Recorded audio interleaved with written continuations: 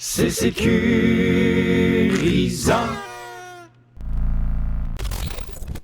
Bonjour tout le monde, ici David de C'est sécurisant. Tu peux constater là, que le format est un petit peu différent de l'habitude parce qu'aujourd'hui ça va être une capsule ultra rapide, là, 5 minutes, je te dis, je me chronomètre pour être sûr, parce que je veux simplement te montrer en fait un outil, mais un outil qui va vraiment honnêtement changer ta vie de prof et qui va beaucoup t'aider. On part sans plus tarder. Je vais enlever ma face, c'était juste pour vous faire un petit coucou. Donc, c'est l'outil d'appropriation du programme de culture de DCCQ, ou comme j'aime l'appeler, le Géniali du CCQ. Si tu veux le trouver, ce document-là, tu vas l'avoir en lien dans la description de la vidéo, ou tout simplement, si tu vas sur Google et que tu écris le Géniali CCQ ou outil d'appropriation autonome CCQ, tu devrais trouver ça assez facilement. Donc, ce qu'on a ici, quand tu arrives donc, sur la page principale, on a un lien vers les documents officiels, mais moi, ce qui m'intéresse, c'est surtout ces deux-là. J'ai à gauche comprendre les fondements du programme et à droite, ici, c'est vraiment mon programme que je vais retrouver, mais d'une façon là, qui est vraiment intéressante. Je te montre ça. Donc, si tu es nouveau, nouvelle, ou tout simplement si tu veux te faire un petit rafraîchissement, tu peux aller cliquer ici sur comprendre les fondements du programme et là, tu vas vraiment avoir les notions importantes à savoir pour enseigner le programme de CCQ. Donc, ça devrait être quoi ta posture en tant qu'enseignant, la sociologie, qu'est-ce que c'est, ce genre de choses-là. Et là, quand tu cliques dessus, bien évidemment, tu as une mini formation là, qui va arriver dans laquelle on va t'expliquer, par exemple, en CCQ, la socio, de quoi ça, qu'est-ce qu'on veut dire par là, ce genre de choses-là. Donc, pour te former dans un premier temps ou pour faire un petit rafraîchissement, je t'encourage fortement à aller là. C'est super intéressant, c'est super bien fait, c'est rapide, c'est efficace. Mais moi, c'est vraiment ici où je veux passer là, la plus grande partie de mon temps aujourd'hui pour te montrer comment naviguer à travers ça.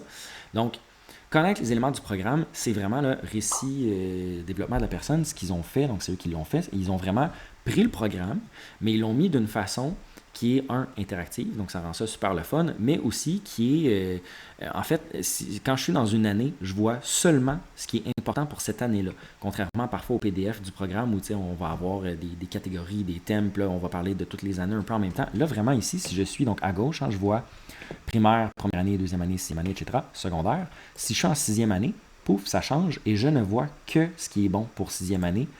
Et qu'est-ce qui est bon pour première année, qu'est-ce qui est bon pour secondaire 2, deuxième secondaire, etc. Et là, tu peux voir que la vue est un peu différente au secondaire. Je vais te montrer pourquoi dans 2 secondes. Alors, on va commencer par primaire. Tu as ici ta compétence, donc c'est une compétence qui évolue évidemment. Quand je vais cliquer sur ma compétence, je vais voir les indicateurs de progression de ma compétence. Donc, pour que mon élève là, soit apte à explorer des réalités culturelles, comment est-ce que j'observe ça? Est-ce qu'il est capable de comprendre des émotions, dialoguer, ce genre de choses-là. Et par exemple, ce qu'on veut dire compréhension des émotions, reconnaître différentes émotions, associer des réactions, etc., etc. Et là, tu peux voir qu'il y a des petits trous, c'est normal, c'est parce qu'on a enlevé des choses, encore une fois, parce que tu ne vois que ce qui est important pour ton année. Si je vais en 4e année, par exemple, pouf, là, tu peux voir, non seulement il y en a qui ont changé, mais il y en a qui se sont rajoutés aussi, donc ça change, mais vraiment, donc c'est un outil de référence super le fun, juste pour voir là, très très rapidement, en un coup d'œil, ce qui est bon pour toi. Tes orientations, donc, qui sont toujours pertinentes à lire parce que c'est un peu ton angle d'entrée, c'est de quel cours. En fait, ça va te donner ton intention pédagogique face à tes thèmes. Donc, toujours important de commencer toutes les SAE, les thématiques par là pour vraiment voir dans quel sens on veut prendre ça. Tu les as ici pour chacune des années, encore une fois. À gauche, j'ai mes composantes de la compétence. Donc, observer des réalités culturelles, qu'est-ce que c'est? C'est ça ici. Et encore une fois, je suis fatigué avec ça. Ça change dépendamment là, de l'année à laquelle je suis. Et si, par exemple, là, on va dire, je suis dans dialoguer, puis là, je fais OK, appuyer ces idées, qu'est-ce qu'on veut dire par là? J'ai une petite boîte à outils pour tout ce qui est des notions un peu plus théoriques, pour des concepts, des choses comme ça. Je peux aller cliquer sur ma petite boîte à outils et là, je peux voir, par exemple, des moyens pour appuyer ces idées, c'est quoi? C'est ça ici. Et comme vous pouvez voir, tout est cliquable. Et encore une fois, si je vais en 6e année, les moyens pour appuyer ces idées, il y en a pas mal plus. Ça a changé parce qu'on a évolué. J'ai mes thématiques ici, qui encore une fois, je ne vois que mes thèmes pour l'année. Et là, si je clique dessus, je peux voir mon thème et je peux voir ensuite de ça là, mes notions. Là, encore une fois, ça ici, c'est obligatoire. Ça ici, c'est optionnel. En fait, ce sont des exemples, pas optionnels, c'est un mauvais mot. Ce sont des exemples. Tu n'es pas tenu de tout couvrir au complet ce qui est ici, mais en fait, c'est pour t'aider à t'enligner de quoi on veut parler quand on parle de dimension de l'identité. Et en bas ici, identité de sexe et de genre. Quand tu vois ES, c'est éducation à la sexualité. Donc, dans dimension de l'identité, j'ai mon petit volet éducation sexualité ici. Là, encore une fois, quand je clique dessus, je peux voir ici là, les notions là, que je peux utiliser pour en parler. D'accord? Au secondaire, même principe. La grande différence, c'est qu'on a deux compétences, donc c'est pour ça qu'ils ont mis la compétence 1 en haut, 2 en bas. Quand je clique dessus, même chose, je vois mes indicateurs de progression. Et un peu comme ce qu'on a à gauche, mes composantes de la compétence, ben ici, je les ai en haut pour ma compétence 1, en bas pour ma compétence 2. Et comme à chaque fois, si je clique dessus, je peux voir ce que c'est. Et encore une fois, pas besoin de te répéter que ça change là, et que je ne vois que ce qui est bon pour mon année à moi. Si je clique sur éducation à la sexualité, onglet qui n'existait pas tout à fait au primaire, je clique dessus, pouf, tout disparaît, sauf mes thèmes qui ont de l'éducation à la sexualité. Et là, si je clique dessus, bien là, je vois ce qui est en lien spécifiquement avec l'éducation à la sexualité, dans ce concept-là. Et encore une fois, j'ai toujours ma petite boîte à outils.